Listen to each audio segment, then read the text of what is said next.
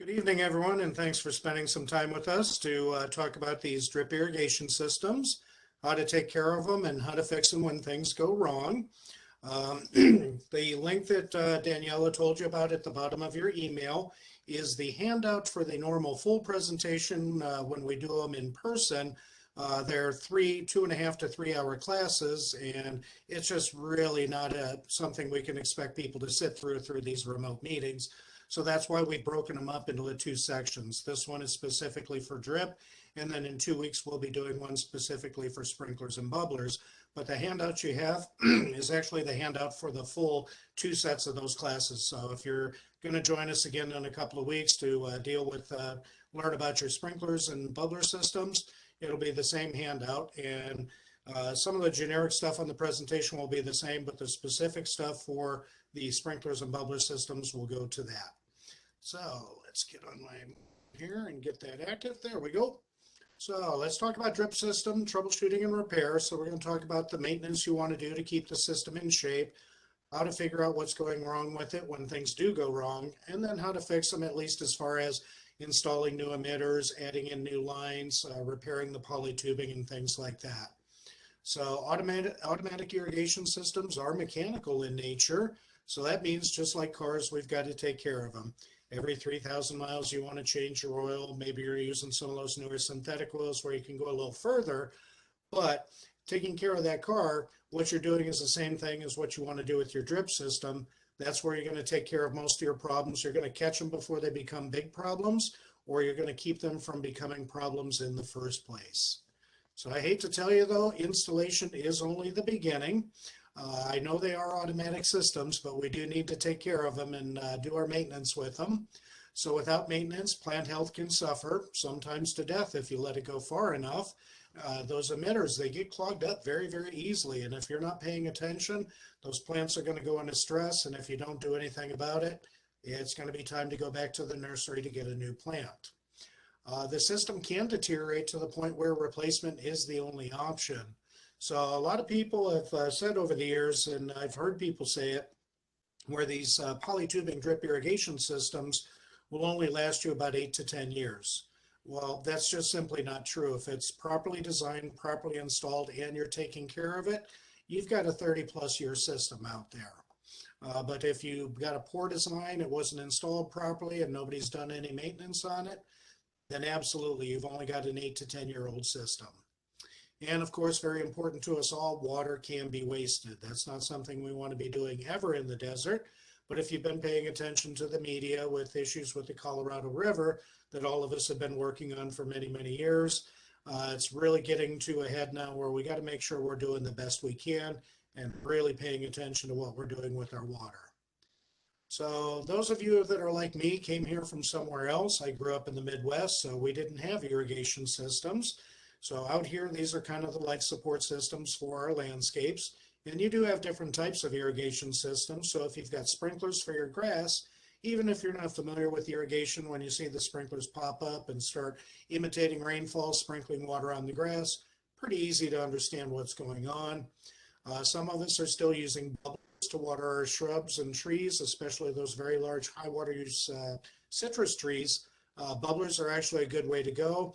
You've actually kind of contained the water and you're filling up the area inside where those berms are and then allowing it to soak in.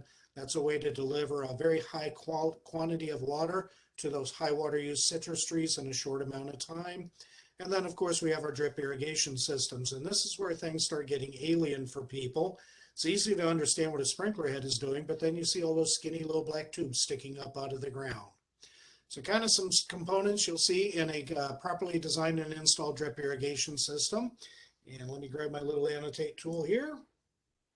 And I've got my pen. So one thing you want to have is proper backflow prevention. That's going to make sure the water, once it goes out into the irrigation system, cannot come back into the drinking water. So with this type of backflow preventer, we're able to bury our valves underground in these boxes so they're protected and we don't have to look at them. If it is a drip irrigation system, you should have a pressure regulator there because drip systems work at low pressures, and also a filter to protect those emitters. When you're slowing down that final release of water as slow as 1/2 gallon per hour, a grain of sand can clog up that emitter. So even though the water coming out of your water treatment plants is very, very clean, how many miles of pipe does that go through before it gets to your house? And how old is some of that pipe? With an automatic irrigation system, they are connected by wires back to that controller or timer hanging on the wall. And then once you exit that valve box, that's where we get into our poly tubing. And you're just putting in your emitters where you need them. And at the end of every line, you want to have a flush cap. That's a way to make sure that you can open up that system and flush out any dirt or debris. And we're going to tell you about how you want to do that. Let me find my erase button here. There we go. Okay. So for drip irrigation maintenance, drip irrigation is specifically what we're talking about tonight. One thing about drip irrigation systems is they are going to require more time as far as maintenance. It's very easy to spot problems with sprinkler systems, but drip irrigation systems are sneaky. The components with the poly tubing is more fragile than your hard PVC pipe that you use with sprinkler and bubbler systems, but you do gain a lot more ease as far as modifying the system and doing repairs. So there's no saws or torches and silver solder and all that sort of stuff. It's kind of Legos for big kids. And of course, problems can be a lot more subtle. If you've ever had a broken sprinkler head, you spot that right away. You've got a 20-foot geyser of water shooting out of the ground. Well, drip irrigation works at a low pressure, so when you've got leaks out there, you don't have big geysers of water. So you do want to get out there and pay attention to them and do your maintenance and do your inspections that we're going to talk about. So the first thing we're going to talk about is our daily system maintenance, and this is one advantage of doing these classes remotely because nobody can throw anything at me. You spend how many thousands of dollars on this automatic irrigation system and you have to do something to it every day? Well, you're not doing anything with the system. All I'm telling you to do is pay attention. So the first thing you want to do is look at your plants. So the signs of underwatering or overwatering can actually be quite confusing. So if you've got the brand new baby leaves at the ends of the stems that are drooping in the afternoon, that's not underwatering, that's overwatering. But the best way to be sure is to use what's called a soil probe, which is nothing more than a long metal rod. Our clay soil, when it's dry, is the consistency of concrete. You cannot push that probe into the ground, but it will go into moist soil very, very easily, and it'll stop when it hits the depth of the water. So sometimes people think, oh my gosh, my plant isn't looking good, I've got to give it more water.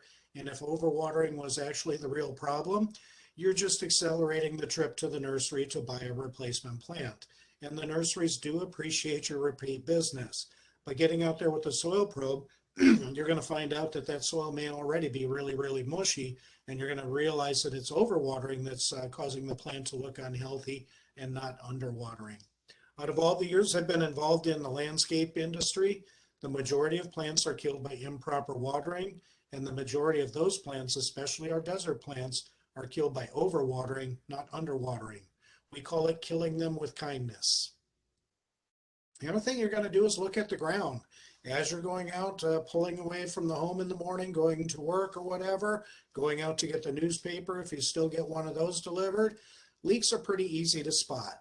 So you're going to look for any washed out spots. In this case, that's a leak on a drip irrigation system that isn't even running, but you can see where that soil has been pushed up over the top of our decomposed granite there, and there's a hole in the ground. Without even turning the system on, we know there's a leak there, so it's time to go out and dig it up and make a repair. And you may want to look where you have wet spots where you know you don't have any emitters. So that can be kind of confusing too, because sometimes you get those blown emitters and they'll kind of arc their water a few feet away from where they're supposed to be. And you'll be digging around in the area where the water landed instead of actually where the water's coming from. So that's where you do want to turn the system on to find out what's going on. And of course, look at your hardscape. We do have minerals in our water. It's just geologically, that's what comes with our water. We could clean it out at a utility scale, but think about what that'd do to your water bill. That'd be a very, very expensive process for the municipal water providers to do.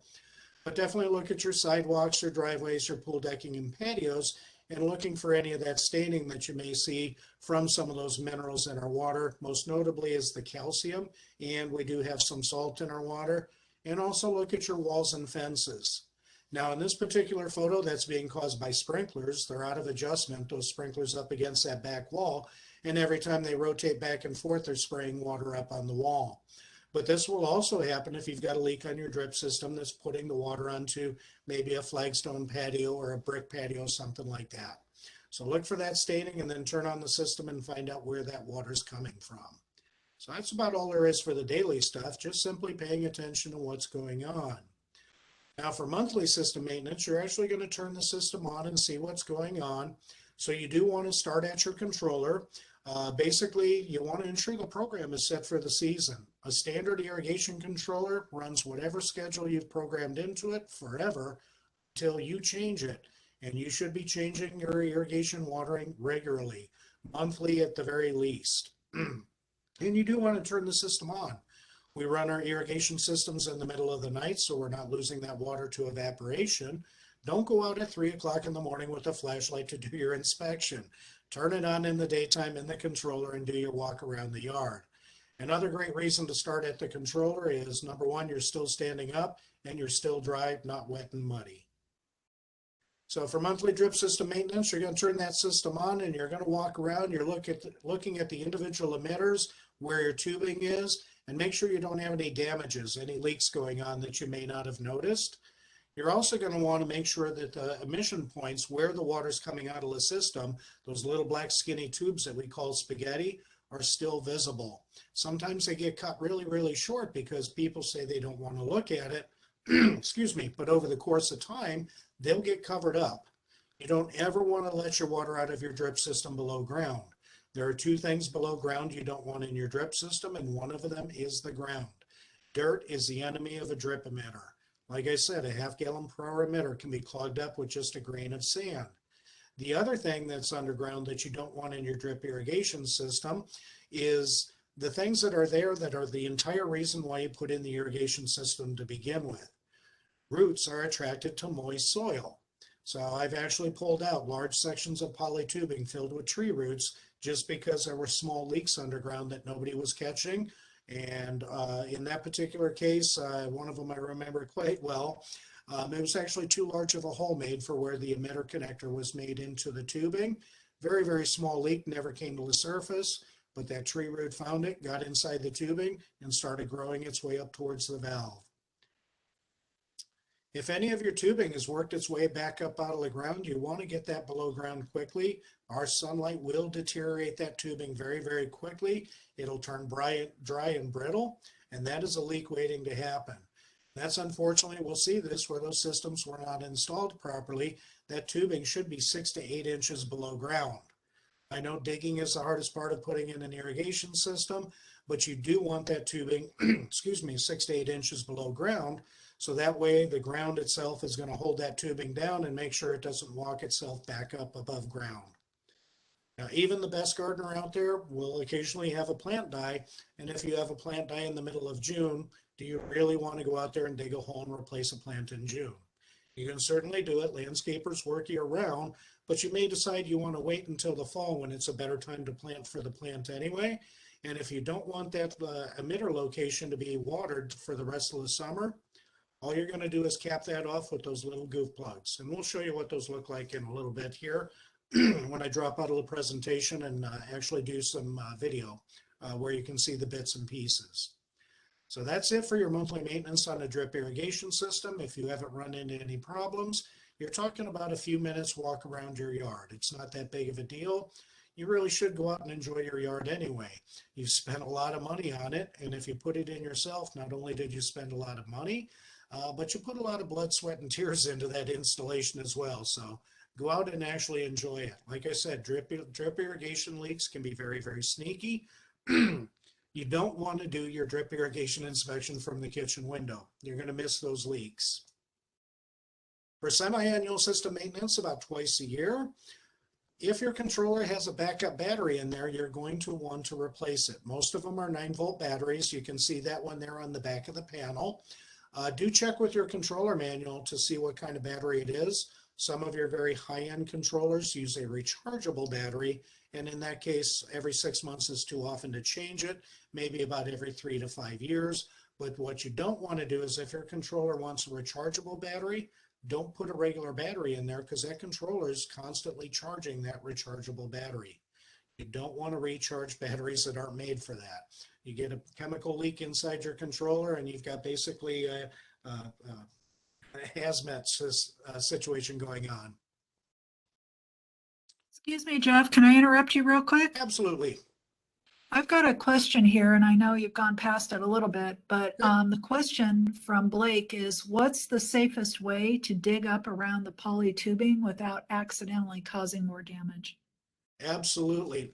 So a lot of times somebody else has installed the system, you don't know where that tubing is. And again, our ground gets pretty hard. So you're out there with maybe a pick and really jamming that shovel into the ground. The good thing is if it's a leak you're repairing, that soil has already been moistened and is a lot easier to dig without jamming that shovel so hard into the ground. Now, if you're doing some regular digging in your yard and you don't know where that tubing is, you may actually want to have that drip system running, because that way if you hit that tubing, now you've got water gushing out of the ground, you know right away you've got to make a repair and then flush that dirt out of the line before it starts clogging up all those emitters downstream of that spot. But if it's an area where you know you want to dig to maybe add in a new location for an emitter, just go ahead and wet down that soil maybe the day before, and then it'll be a whole lot easier to dig where you're not trying to dig into that super hard dry clay soil that we have. That's the trick. Get it wet and it's very easy to dig. Thank you. Mm-hmm. So the other thing you're going to do about twice a year is go ahead and look inside your valve boxes. So we go to great lengths to hide these irrigation systems because, well, it's all engineering and mechanical looking stuff and people don't want to look at it. And we also want those irrigation valves protected. So we put them underground in those boxes. And not only that, very often we put those boxes in kind of out of the way locations. So you could have some leaks going on in there that you're just unaware of. So just a couple times a year, turn that system on and go look at them. Look for leaks, clean out any excess dirt. They do tend to get filled in with dirt, and check your wire connections. So in this particular case, this is a commercial valve, excuse me, where they've only got one valve installed inside that box. So they didn't cut big chunks out of the side of that box there. That's why the dirt hasn't filled in that box. So a lot of times you'll find 2, 3, maybe even 4 valves inside that box, and the installer has cut out a big section of the side of that box, and over the course of time that dirt just starts working its way in there. You don't want your valves to be buried. So if you ever do have a small leak and that valve is buried, guess what's attracted to moist soil? I don't have it anymore because it got too old and dried out, but I used to have a sample of an irrigation valve I removed that was completely engulfed in tree roots because it had a very, very tiny leak and it was actually kind of already buried in the ground. So like you'll see on this one, you actually do see that valve up above ground, kind of laying on top of that granite there. Now, when it comes to the wire connections, I'm going to drop out and I'm going to show you what I mean by checking the wire connections, because what you don't want to do is what we see is the #1 electrical failure within drip irrigation systems. So let me do a stop share here real quick. Okay, there we go. And do you see me as the main box, or am I just a little box up on top? You're the main box. I'm the big box. Awesome. I understand we had a little trouble with that the last season. What you don't want to do is what we're seeing right here is somebody has made the wire connection with a standard wire nut. So what you're doing there is you're just twisting the 2 wires together, taking a little bit of the insulation off the end, and then you put the wire nut on there and you twist it until it's good and snug. That's actually a good way to make a wire connection. That's how it's done inside the walls of homes and buildings. But underground in a valve box, that's a bad idea because there's a lot of moisture content under there. When you open up your valve boxes, it's normal to see them being pretty damp in there, just not standing water. If you have standing water, you definitely have a problem going on. You want to make sure you're using a waterproof wire connector. So they do make wire nuts, and I'm going to look at the camera over here. I know it's kind of distracting to see that, but I'm looking at my other monitor. But this is a wire nut, and let's see if we can get that thing to focus. Camera does not want to focus on that. This wire nut has actually got those flanges on the bottom, and it's filled with silicone. So that will make sure that that connection is protected from the moisture. You can do what we showed inside on the PowerPoint presentation. These are seen more in commercial landscapes where you're going to bring up the wires through this barrel here, and then you're going to crimp your copper collar on there. And then you've got a cap filled with silicone. This is not filled because I want to use it as an example. And then you snap it together. The reason why we tell landscape contractors to do it this way when we teach them in our Smartscape classes is because once this is put together, you can't take it apart and reuse it. You've actually got to cut it off and then install a new waterproof wire connector. Whereas where these type that are basically a wire nut filled with silicone, that's the problem, is people will take them off when they're doing some work in there and then they'll put it right back on, but the silicone's all gone. So really all you have is a standard wire nut in there. It's a very low voltage signal coming from that controller. It's only about 24 volts, very low amperage. That little bit of corrosion on that wire connection means the signal never reaches the valve, it doesn't open, and your plants don't get watered. So make sure you don't have those standard wire nuts down inside your valve boxes. So let's bring our presentation back here.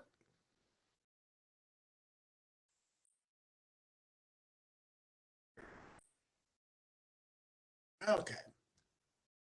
So the other thing you want to do, semi-annual drip maintenance, is make sure the emitters are placed correctly for where you want to water. People unfortunately have the idea that when they run their irrigation system, they're watering plants. That's not what you're doing. You're watering roots. Once you make that transition in your thinking, it's going to make a lot more sense when we tell you to do this. When that plant is first put in the ground, it only has that very small root zone, whatever came out of that nursery container, and that's why those emitters get put right on top of that.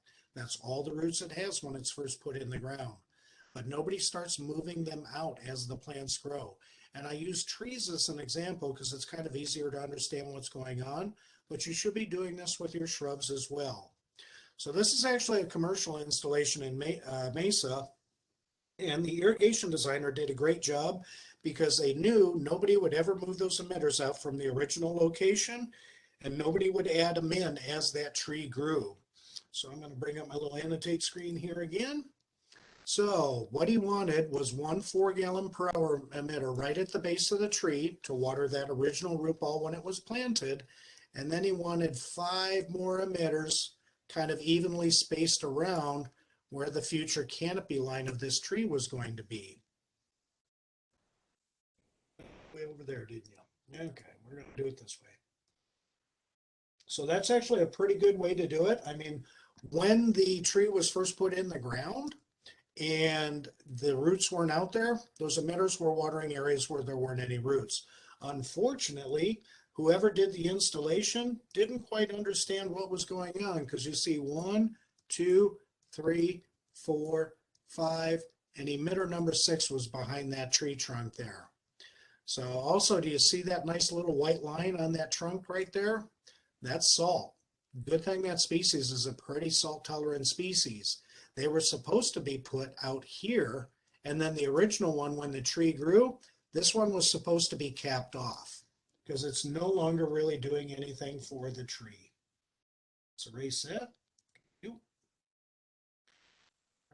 Notations. This is a lot easier on Zoom with the little laser pointer. Okay. So you do want to water at the drip line of the plants. That's where the uptake, or what we call the water absorbing roots, are going to be. So like I said, we talk about trees because it's easier to understand the concept, but you should also do this for your shrubs because then they're easier to inspect and repair if they're not buried in the middle of the plant. So if we look at a tree here and you think about what's going on, if people are out in the middle of the wilderness and it begins to rain, we naturally gravitate underneath the trees. And that's because it's drier under there, because what the tree is doing is its own version of water harvesting by taking a lot of the water that hits the top of that canopy and shedding it off to the sides, what we call the drip line. That's where in nature the majority of your water absorbing roots are going to be. That's what you should be mimicking with your irrigation system. The more you mimic nature with that irrigation system, the more successful you will be. And again, don't worry about watering plants, worry about watering roots, and especially with trees, worry about growing roots. Roots are what holds the trees upright in the ground, even when the wind blows. So even if you've grown good roots, even when the wind blows, your tree's not going to fall over. every storm that goes through the valley. Look at the evening news, and they're going to show you videos of trees that have fallen on the ground. Look at the root systems of those trees, or what I should say is look at the lack thereof.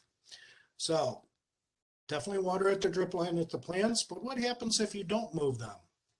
Well, to be honest, sometimes the trees ignore our foolishness and they grow their roots out anyway in search of water from other locations, your lawn, your neighbor's lawn, your other shrubs, your neighbor's shrubs. But sometimes the tree is perfectly happy with those 3 2-gallon per hour emitters right at the base, running all year round. The tree never bothers to grow roots. So this particular tree I'm going to show you, this was in the winter of 2010, and our winter storms don't have very much wind. Yet this tree still fell over. That was about a 25-foot canopy tree, so it was definitely a fully mature or fully established tree. So as I was walking up to it to take some photos of it, I commented to my coworker, wow, they spent a lot of money on that tree. They used a 48-inch box. This is an established tree. This is at least 3 to 5 years old. How could I possibly know what size it came from the container it came from the nursery in? Well, I could pretty much take a tape measure and measure out 48 inches on that square that popped itself out of the ground. Not even any wind, just a lot of moisture right at the base of it. And then that winter of 2010, we had a really good wet winter, but it was nice slow rain all the way December, January, February, March. Nice slow rain, no wind, soaked into the ground. And that tree just said, I don't have the roots to stand up anymore. So like I said, I could have taken a tape measure to that and measured out 48 inches on that square that popped out of the ground. Kind of unfortunate. I haven't been able to find it. I thought I took a picture, a real close-up of down at the base of it to show you those 3 2-gallon per hour emitters that were right next to the trunk of the tree. Especially with your younger landscapes, those of you that are just starting out with newer landscapes, by doing this and making sure you're growing those roots on those trees, you're going to make sure this doesn't happen. Okay, for annual drip irrigation system maintenance, you're going to want to flush out those filters down inside that valve box. And then you're going to want to open them up and inspect your filter elements. So what's going on here is first you want to flush them, because if you just open this up, all the dirt that was trapped in that screen that's inside there is just going to fall right back down into the piping, and it's just going to go right out into your drip irrigation system. That's why you, oops, don't do that. That's why you have your flush caps right here. So what you're going to do is you're going to unscrew this flush cap and you're going to turn the zone on, and your water is going to go shooting right out of that valve box. So you can flush it out for a good 30 seconds to a minute. Now sometimes that filter is too close to the edge of the box, and it's just going to hit the side of the box and fill that box up with water very, very quickly. I've got good news for you on how you can take care of that and make sure you can flush out the filter before you open it and not fill that box up with water if that's what's going on. So once again, I'm going to drop out of our presentation here and show you what this looks like in the real world. So let's do a stop share. Okay, so here we are. So here's our irrigation valve, here's our filter, and then here's our pressure regulator. So what we want to do is open that up, and what I have here is an older filter, and this one the manufacturer said you're supposed to install upside down, so that way when you take it apart, the screen comes out with it and captures everything that was in there. But these valves are underground in a box. How deep does that box have to be, and how big does it have to be so you can get access to this filter? Most of your filters on residential irrigation systems you're going to find is nothing more than a nylon mesh screen mesh. Sorry about that. So if you ever get anything sharp inside there, when the valve is running the zone, it's going to be rubbing on this nylon screen, and it can wear a hole in it. So that's why you do want to take these out and take a look at them. If this screen has a hole in it, you don't have a filter, you have a very expensive coupler. So for the ones that want to be put upright, that's why we have this flush cap here. So what you can do is just unscrew that cap and turn on the valve. So now the water shoots out of there, and then when you open it up, you can not worry about dropping any of that debris back down into the piping. And this is where you do want to turn on the valve manually at the valve itself. Most of your new valves have a way to manually open it independent at the timer, so you're not running back and forth, by turning the solenoid a quarter turn. The solenoid is the part with the two little wires coming off. That way you can see what's going on and be right at the valve box when it's happening. Because if all of a sudden you fill that box up with water and stir up all the dirt and twigs and leaves and all the other stuff that lives in valve boxes, you can't let that dirty water get any higher than your open filter. So if it is filling up your box because it won't shoot out, I've got great news for you, especially if you're the pack rat of the house.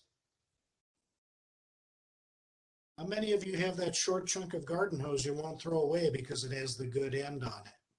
The threading on these caps is hose thread, not pipe thread. So down inside the box, I'm going to screw this on there, lay the other end outside the box. Now I can flush it and keep the box dry.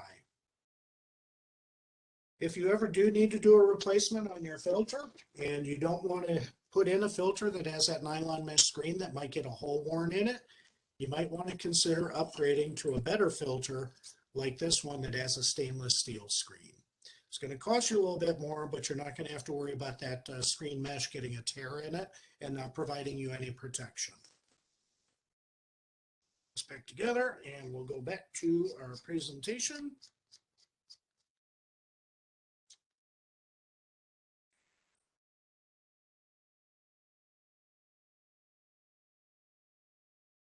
Okay, so the other thing you're going to do once a year is flush out that poly tubing. There we go. So you may have two different styles of how they've closed off the ends of your poly tubing. So in this one on the left, it's just kind of folding over the poly tubing and kinking it off. Unfortunately, to make this accessible, this is sticking up above the ground. So it's going to be in that sunlight, which can cause damage to that tubing. It's also susceptible to damage from any regular landscape maintenance you're doing. That's why I do prefer when we're doing installs. A better way to install them is what we're seeing over here. They're underground inside that box, and inside there we use a threaded cap, not that folded over tubing. One thing is when you're doing your install, make sure you don't do what these people did. Do you notice that we had to unbury this box to find it because they buried it too deep? So make sure you do install it at the right height so it's not buried underneath all the granite that you put in there. So all you're really going to do is you're going to open up that end and you're going to turn the system on, and then you're going to flush it for a good minute, 30 seconds to a minute after you see clean water coming out. If you've been in your home for a long time and you've never flushed out your system, I want you to be where you can see what that water looks like when you start flushing that thing. So you'll see just how much stuff gets accumulated in that tubing that's going to shorten the life of your system, and it's going to ruin the efficiency of the system. So in many cases, what you're going to see here is when it comes to the maintenance, when you're doing your flushing, let me get my little drawing tool back here. So our tree zone is just one long zone. And here at the end, we would have one flush cap. So we're just going to open that up and flush it out. But our shrub valve, which has the red tubing here, so you can see it is a different zone, we've got, oops, don't do that. We've got a flush cap here, we've got a flush cap here, we've got a flush cap here, and we've got a flush cap here. At the end of every line, you want to have a way to open up that line. So when you're doing it, what you want to do, you're not going to let me advance when I have my tape tool up. Okay, so what you want to do is start with the one closest to the valve and then work your way one by one out to the furthest. So now you may be asking yourself, well, gee, how do I know where my flush caps are? Well, in this case with the tree, we know that's the farthest tree away from the valves. Just visualize your home, maybe look at the satellite image view on Google Maps and say, well, this tree here looks like he's the farthest one away. So that's where I'm going to go look for that flush cap. Now for these shrubs that are over on the left side of this driveway, over in this area here, I may wonder, did they really have a sleeve to get underneath that driveway, or did they have to go all the way around the house? So I'm going to start digging around here and see if there's anything there. Hopefully I'll find that tubing that goes underneath the driveway, and then I'll start looking in this area here. Fortunately, some people bury the ends of your tubing out of either ignorance or meanness. I'm not sure which. So if that's the case, just find some of your tubing as far away from the valve as you can, put in a T-fitting and bring up a flush location there. Anything downstream of that is not going to get flushed, but at least everything in front of it will. So I had to change the color on this screen here because my drawings are done on a very old CAD program that I can't modify anymore. But this is where you're going to look at the size of the plants and say, do I have enough emitters for that particular plant? Here we have a very small 2-foot shrub. One emitter is watering at least 50% that root zone. That's all you're going to need. But as they grow, you're going to start moving them out towards that canopy edge and adding more in. And on finally our tree here, you see lots of emitters there. Some of those may actually be emitters for shrubs. But don't think that tree isn't going to take advantage of water from an emitter that you say is for a shrub. The trees don't think like that. If they find water over there, they're going to go for it. But the big thing is just make sure you're moving them out and make sure you're not trying to water a 20-foot tree with 2 emitters. You're going to need at least 6 to 12 emitters somewhere in there, depending on the species of the tree. Okay, last thing for annual system maintenance, and we'll talk about some troubleshooting. And then we'll show you about how to replace emitters, how to add in more spaghetti line to move those emitters, and how to repair your poly tubing. Okay, you may want to consider when that backflow assembly was last tested. So these funny little ports right here, that's so somebody can hook up a gauge, a certified backflow tester can hook up a gauge and test it and make sure it's working properly. Now we require commercial systems with dedicated landscape meters. Those have to be tested every year. We don't ask residents to do it. There's too many of you. You would bury those poor people under paperwork. We'd never see them again. But if it's been 3 to 5 years, you may want to consider having that thing tested. You could have a false sense of security if that #1 check valve inside that backflow preventer is not shutting down when it's supposed to. Okay, so let's talk about troubleshooting now that you know how to take care of your drip system. Even with a good maintenance regimen, things will go wrong. You know, you take care of your car, you rotate the tires, you change the oil, and then the alternator dies. It's just kind of the way it works. It's the same thing with irrigation systems. So I call this part, why is my controller acting so crazy? And this is from my time at Rainbird, where people would call toll-free from anywhere in the country that are having problems with their irrigation. 90% of those calls started out with the words, my timer doesn't work. That's the part they can see. That's the part that's above ground. More often than not, it's either a programming error or the real problem is somewhere in the system. So we're going to go through a few of the most common things you'll run into. And this goes with any irrigation system for some of these things. And then we'll talk about some specific drip stuff as well.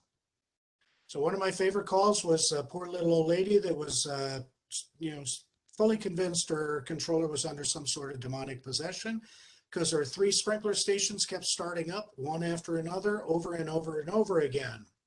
So the cause on this was actually a programming error. She tried to outsmart her timer and she lost. She programmed in extra start times. So let's say in this case we want sprinklers to run on Monday and Thursday, and we have 3 stations and we want them to run for 15 minutes each. If we want the cycle of those 3 stations to start at 5 a.m., we put in 1 start time of 5 a.m. So at 5 a.m., station 1 waters for 15 minutes, stops. It moves to 2, waters for 15 minutes and stops. Moves to 3 and waters for 15 minutes and stops. That start time is a cycle start, not a station start. But she thought she had to put in a number 2 start time to start station 2, but it ran the cycle of those 3 stations through another cycle. So now she's up to 30 minutes of runtime, and of course she had the 3rd start time in there. So now each one of those zones is actually running 45 minutes, not 15 minutes. We use those extra start times to do cycle and soak programming, especially with our sprinklers. 15 minutes may be too long. All your water just runs away. So then what you would do is program each station for 5 minutes, use 3 start times about an hour apart with sprinklers running through the middle of the night, midnight, 1 a.m., 2 a.m. So then you go 5 minutes, wait an hour, 5 minutes, wait an hour, 5 minutes, all the water soaked into the lawn and not running down the street. And you've got a good deep watering. So that's why you use those extra start times. Another one is the irrigation runs at strange times. This also could be a programming error. Be very careful on that difference between AM and PM on both your current time and your start time. Some of those timers, those little displays are tiny and it's real hard to see the difference whether it's AM or PM. If you want your sprinklers to come on at 5 in the morning and they come on at 5 PM, one of those two is wrong. Or it could be there was a power failure and you didn't have a good backup battery in there to hold that program information in the controller, and it went back to what's called a factory default program. Those are always on the number 1 or A program, and they're put there just in case this happens, so at least something happens with the watering.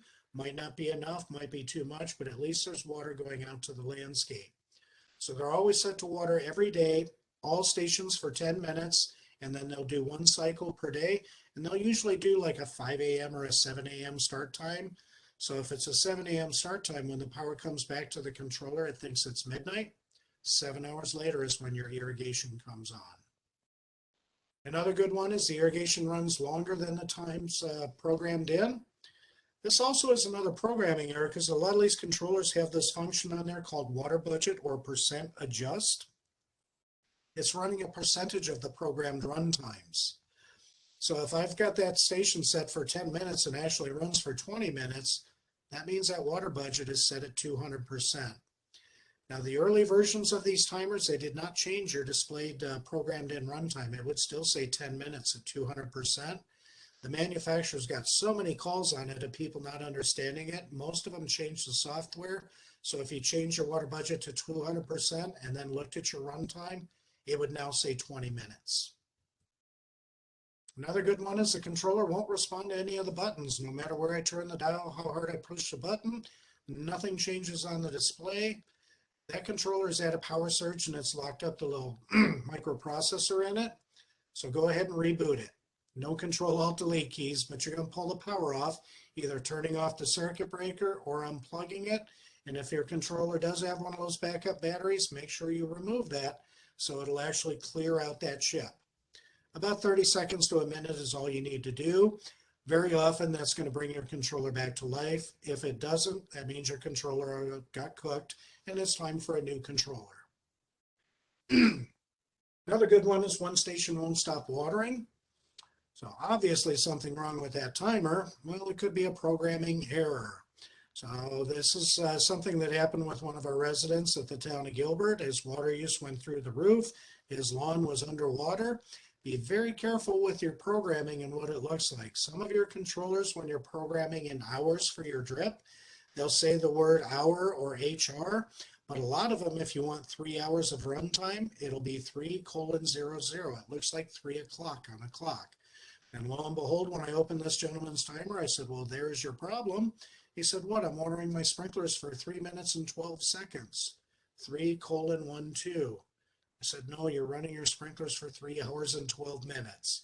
So make sure you know how to program your timer. It could actually be a valve failure that has nothing to do with the controller. So turn the controller to the off position. If the irrigation is still running, the problem's in the valve. It doesn't have anything to do with the controller, almost always.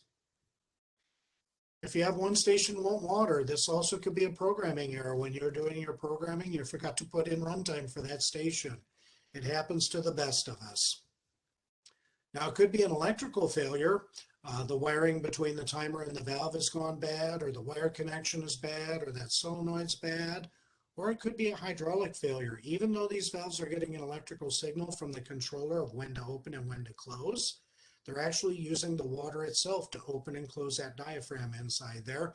And I'm going to break out to video and we're going to disassemble a valve for you so you can see what's going on. So in this case, definitely check your programming. Make sure you've got runtime for that station in there. And then go out and manually actuate the valves. So that's going to be part of your troubleshooting to find out whether the problem is electrical or hydraulic. Another good one is none of the stations will water. Still check your programming. Always look for the easy things first. Don't immediately start digging up your valve boxes and things like that. If you forgot to put in a start time for that program, it's not going to start it. So check those easy things first. Could be electrical failure in the wiring or the solenoid, or it could be a hydraulic failure inside the valve itself. So check your programming. Also check your rain sensor. If you're using a rain sensor and somebody was playing with the garden hose there, the rain sensors don't know the difference between rainwater and hose water. So most of those nowadays will have a bypass switch on there and see if that brings it back to life. Then go out and manually actuate the valves and see if it's going to open or not. So when I showed you how to manually open that valve by turning that solenoid, that does it independent of the timer. So if your valve doesn't open, is it electrical or hydraulic? Manually activate the valve. If it opens, the problem is electrical. If it doesn't, the problem is hydraulic. So if it's an electrical problem and the valve won't open, it could be that wire connection at the valve is corroded because somebody used wire nuts. That's the number one first thing I would go look at. It is the number one electrical failure we see in residential systems because people don't know to use waterproof wire connectors. It could be the controller is no longer supplying voltage to that terminal. It is actually a controller failure. It's very, very rare, but it can happen. Those of you that know how to use your multimeters, it's AC volts. Look for 24 to 30 volts between that common terminal and your station terminal when you're trying to run it. If it's 0, you've got a dead terminal inside there. Hopefully you're not using all of the stations and you can just move that wire over to an unused terminal and go about your way. Could be the wiring between the controller and valve is damaged, or it could be the solenoid itself is bad. And they do go bad. They're pretty durable, but almost always we see people when the valve doesn't open, the first thing they do is replace that solenoid. So those of you, again, that know how to use your multimeters, disconnect the wires from the controller to that solenoid, and you're going to look for resistance. Set it for ohms, and you're looking for between 20 and 60 ohms. That's a good solenoid. That's not a problem with the solenoid. Short of 20 is a short, above 20 or above 60, normally it'll go all the way to infinity. That's a complete open circuit. If the valve won't close and it's electrical, it's that programming error, 3 hours and 12 minutes. Or it is the controller is constantly supplying the voltage to that terminal, which again is very rare. So with your controller in the off position, make sure there's 0 voltage there. So this is kind of a little diagram of what's going on. So you can do some quick troubleshooting here just by understanding what's going on. So if we've got a problem with a wire or a wire connection and it's only affecting valve number 1, it's going to be this wire, this connection, or this solenoid. But if it's affecting all of the valves, that's why we call it the common wire. It is attached to one wire of all of the valves. So if it's an electrical problem affecting all the valves, it's going to be your common wire or one of these connections. And actually what we'll normally see is these are all brought over into one connector.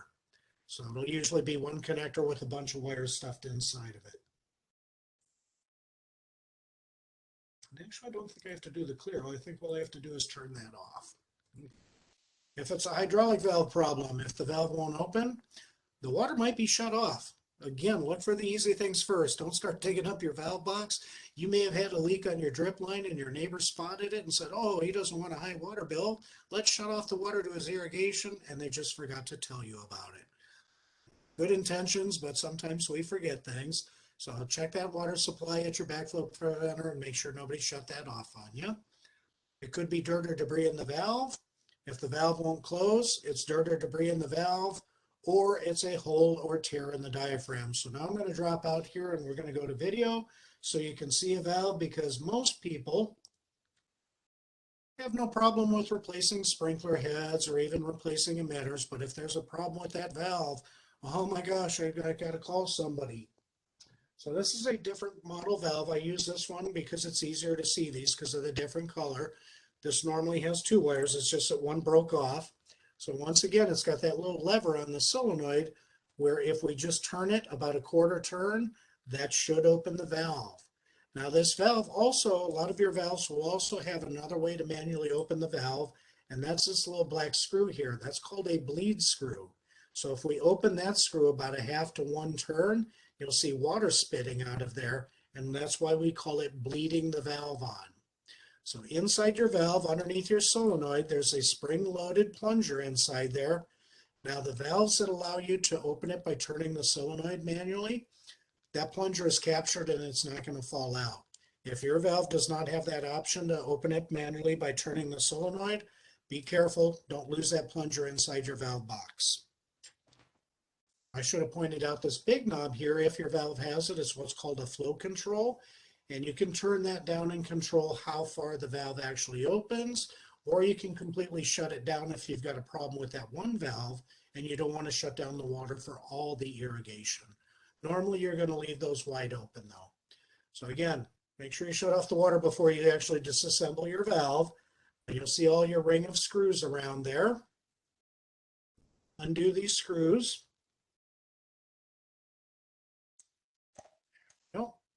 And you'll have a small spring in there, which just fell down on my table. See if I can find it. Oh.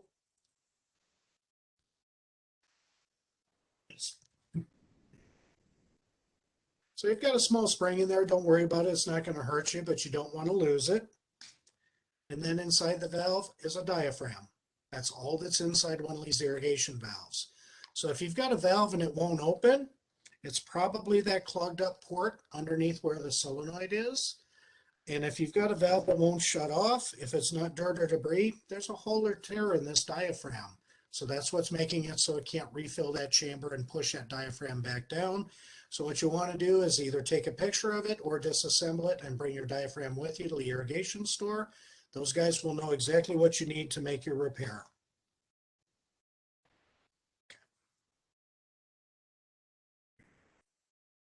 Okay, so let's talk about our actual drippers and what's going on. Why aren't they dripping? I'm going to run through these screens and then I'll, oh, wait a minute, I didn't start sharing my screen again, did I? There we go. Let's get that back up. So yes, I'm going to run through these screens of the presentation, then I'll drop back out and show you what these things actually look like.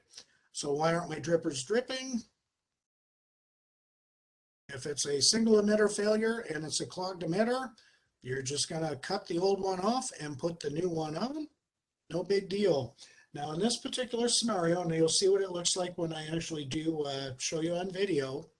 And maybe I'm going to try a different color here so it's easier to see on this screen. I'm going to use a nice bright green here. So in this case, the poly tubing is down below ground. They've used a connector piece, and that way the emitter itself is up above ground. So that way we just got to cut this guy off and put on a new one. But sometimes your emitter is installed directly into the poly tubing, which means you don't see the emitter at the end. You just see that blank spaghetti tubing up there. So you'll see what that looks like and when I drop out to the video. Okay. If you've got blown emitters, that's the other way emitters can fail, where they're putting out more water than they're supposed to, and then you can end up overwatering your plants and waste water, or you can even cause damage to the plants. Same thing, remove the old one, put the new one on. Okay, multiple emitter failures. You've got a whole series of clogged emitters out there. Well, it could be maybe you just had a break in your poly tubing line, somebody repaired it, they didn't flush it out, and over the course of the time that dirt just migrated up into all those emitters and clogged them all up.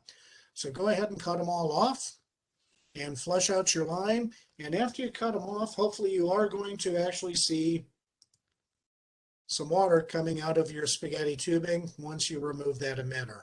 If you don't, you've got some bigger problems, and we'll show you what that might actually look like.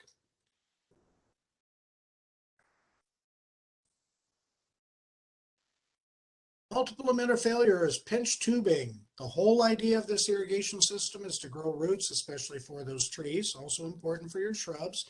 And sometimes you're successful, and sometimes it just so happens that that tree root comes along right where that poly tubing is, and as that tree root grows and gets thicker and thicker, it just pinches off that poly tubing. So what you're going to do in this case is dig between your last good emitter and your first bad emitter, and you're going to find out where that problem is.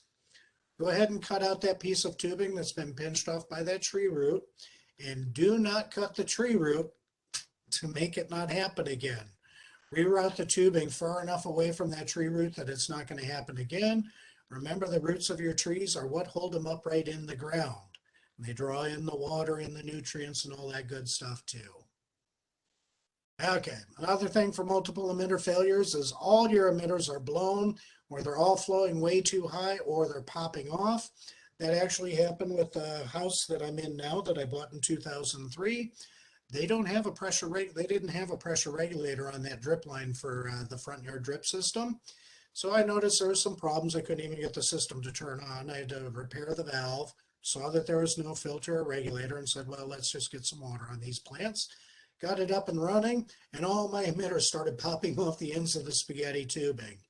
I have very high pressure in my neighborhood, so I had to dig it up and put on a pressure regulator so that wouldn't happen again.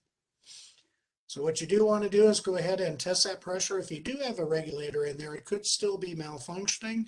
So you want to test your pressure, and I'm going to show you some great ways on how to test the pressure on your drip system to make sure it's operating properly. Just want to do that in video rather than just showing you pictures or drawings.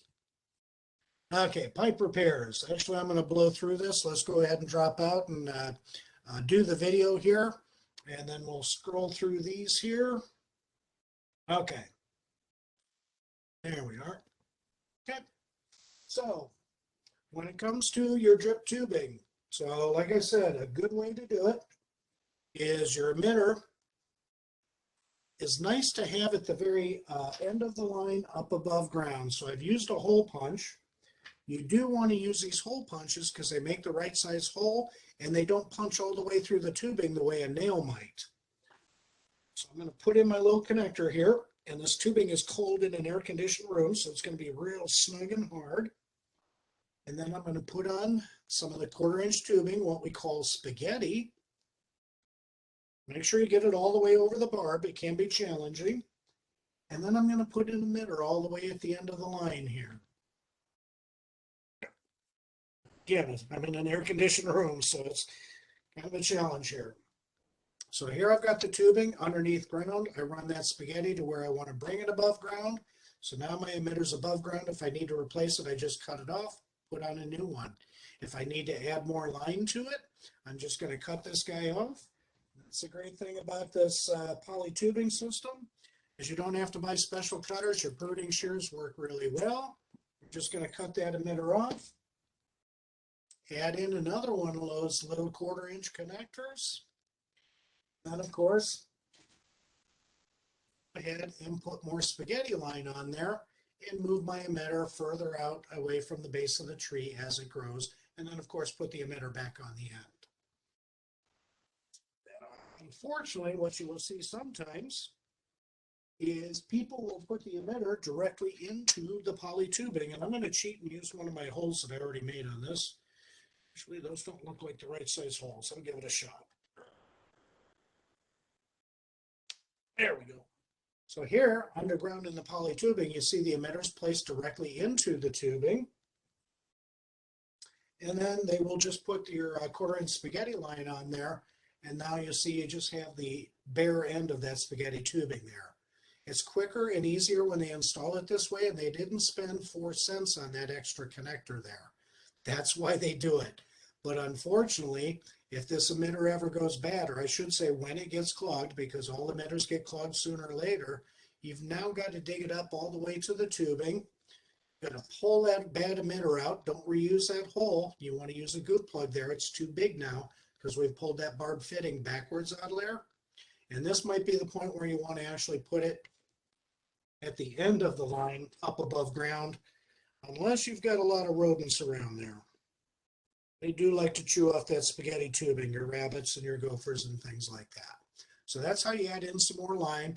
Although, don't go too far with this spaghetti tubing with your tree. Sooner or later, you're just going to want to tap into the actual bigger tubing itself, put in a T-fitting, and then run that larger line out there. So you don't really want to be going 20, 30 feet with this stuff. Up to about 10 to 12 feet is good. After that, you should actually use the larger poly tubing. Now, when it comes time to make a repair to the tubing itself, once again, you can buy a very fancy, very expensive poly tubing cutters, and you can cut it to whatever length you want. They work pretty good. But again, most of us just use our pruning shears, and it's time for me to sharpen my pruning shears, I see. And then what you're doing is you're just using what's called a compression coupling. So what you're doing is you're forcing this tubing into a smaller size hole. Remember, it's a low pressure system, so we don't need any glues or solvents. So you're just going to line the two up, and let's see if I can back up and you'll still see me. Let's tilt this down just a little bit. There we go. Now you can see it. So I'm going to line it up, and I'm going to just slightly push it in there with a little bit of a rocking motion. Voila, I've made that repair. Good to go. So this can be challenging, especially since I'm doing it cheating, holding it up next to my chest where I get all that leverage. You're working down underground where the tubing is. So you do need some good forearm and grip strength to be able to put this stuff together. You don't have to get the tubing all the way to the middle of the coupling. Just make sure you get it in about an inch or so. Also, while you're pushing it in, make sure you don't accidentally kink the tubing, because you kind of push it out and make it round again, but then as you're tamping your dirt back down after your repair, it will remember that kink, and then you'll wonder why you don't have very good pressure downstream of that location. If you do this, cut it back out and start over. So this can be a challenge for some people to put these together. There is a different type of coupling out there. This one is made by Rainbird. It's called the Easy Fit coupling. Let's see if you can see these little white pieces on the inside. This is not done by shoving your tubing into a smaller size hole. This is actually grabbing the tubing from the inside, kind of like the finger handcuff trick. So I can literally take 2 fingers and a thumb, 2 fingers and a thumb, and put that together, and I'm good to go. So this makes it a lot easier to do your poly tubing repairs. They cost about twice as much of these as these, so $2 instead of $1. Some people are going to say this is really, really worth it. Now, because it's making that connection differently by grabbing it from the inside of your tubing, make sure you've got a clean, sharp, straight cut there. So if you're like me and you didn't realize it's time to sharpen your pruning shears, and you go to cut your poly and you end up having to chew through it instead of cut it. So now I've got those ragged edges on there. If I use this type of fitting on that type of a cut, it's going to leak as soon as I turn it on. So like I said, you can buy all sorts of fittings. You can buy an elbow fitting to change direction. If you need to add more line to go out for that, adding in more for your tree to get those emitters out there. There you've got a T-fitting, so you can put it right inside there and extend out your tubing away. But when you're using the T's and elbow fittings, make sure you don't sink that tubing all the way to the bottom of the fitting. I know you laugh, but I've seen it done, and then you wonder why it doesn't work very well. So other thing I'm going to show you while we're out to video here is, once again, our end caps. So like I said, these are called figure 8 closures, so you're just going to slide them down and allow the tubing to open and turn that zone on, and then when you're done, fold them back over. Now when we put them underground in the boxes, we use these threaded end caps because inside those little boxes, we don't have room to open this up. Inside those boxes, we're at the end of the line after that pressure regulator, so even a properly designed irrigation system is only going to have 27 pounds. So when I open up that cap inside that box, remember the picture of the box we showed you, it's not going to shoot out of the box. It's just going to fill the box up with water. So make sure your spouse sees you dragging out your piece of garden hose that you wouldn't throw away, and then inside that box, connect up your garden hose, lay the other end out by the root zone of a tree, the water absorbing root zone area of a tree, and that way you can flush it out and keep it dry. One last thing here. Yes, go ahead. Excuse me, Jeff, quick question. Can you show how to remove the tubing from the elbow or connector if they want to reuse the connector? Good point. Now this compression type coupling I have here, with some strength and some wiggling, I can pull that right back out. However, this Rainbird one I showed you, notice I didn't actually put that together. Once you put it together with this, it is together forever. You cannot remove these types of connectors. But your standard compression coupling, you can do that. And if you look real close, I don't know if you'll be able to see it. My camera doesn't focus on close stuff very well. The tubing is actually now slightly smaller at the end where we put it into that coupling. So when it comes to testing your pressure to make sure your system's operating properly, good way to test the pressure at your house is to buy one of these gauges that hooks right up to your hose faucet. How does that help you with your drip irrigation system? You can do this guy here real quick. If you are using these threaded end caps here, remember that's hose thread. So you can just take your cap off there, put on your little gauge with your hose connector. Of course, this gauge was all messed up because it's just a display piece, but then you can turn on your system and you can see what your pressure is at the end of the line. Properly designed irrigation system for drip irrigation, you should be between about 27 and 30 pounds of pressure. I think we've covered everything, so let's go back to the presentation to do the last couple screens, and then we'll have some time for questions. So this is just going to walk through the steps I just taught you about with the poly tubing. Gently push it in, a little bit of rocking, don't kink it. I say a 1/2 inch, but actually you do want to get a little bit more than a 1/2 inch there, but it doesn't have to be all the way to the middle. Just make sure it's in there 1 inch. Push it in too far. Definitely flush out that system after you've made any repairs. If you've had damage to that line, as soon as you make that repair, go to that end cap and then open it up. So that way you've got the big open hole at the end of the line instead of all the tiny holes where your emitters are. The water will move faster than normal through the tubing and carry most of it right out that open end. Don't use things like WD-40 to make this stuff easier to put together. WD is a solvent. It was actually designed to be used as a solvent for cleaning aircraft parts. It will eat through your poly tubing over the course of time. The other thing is I have no idea where that little red straw is, so now I've got WD-40 everywhere, and I can't put the thing together anyway. So what you can do for repairs is slightly warm it a little bit, put it in some warm water, or get it out into the sun. When it's warmer, it's more pliable and easier to put together. So this is a very, very short course. We've tried to hit the very high points, and we've provided a lot of information here. I know they're going to post the video up on the website, so you can always go back to it and move your slider to get to the point you really want to see. But you're always going to need some more help. So do remember those irrigation supply stores. I have nothing against the home improvement stores or their products. I buy stuff there too. But those employees at the irrigation supply stores really know irrigation.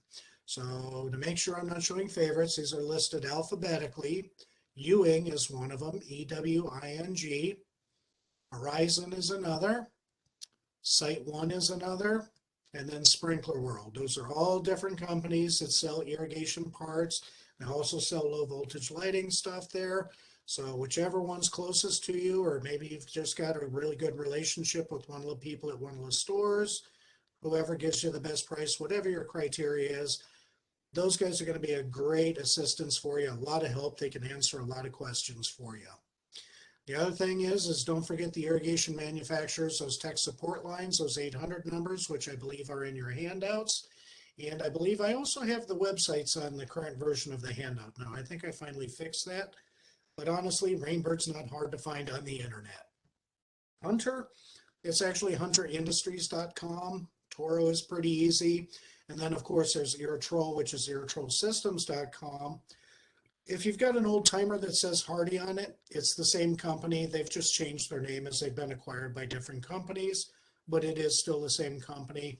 You can go up there and you can get your manuals for your timers. So that way you have those, because most people don't have them. You can look at some of the specifications for what your irrigation components, what pressure should they be operating at, things like that. All sorts of neat things. You can also find new products up there that you just didn't even know about. You can figure out how to do another zone with just some little spray nozzles for some flower beds and things like that, or some specialty stuff like vegetable garden things. With that being said, I went just a few minutes more than we wanted to. But does anyone have any more questions?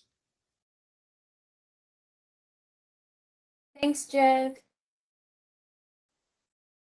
It doesn't look like anyone's typing anything, but yeah, if you guys have questions, definitely type them in the chat. You can also email us if you have more specific questions. Our contact information is on the screen right there. But thank you all for joining us, and thank you, Jeff, for a great presentation. We have a comment. That was wonderful. Thank you very much for all the information and great presentation. Well, thank you.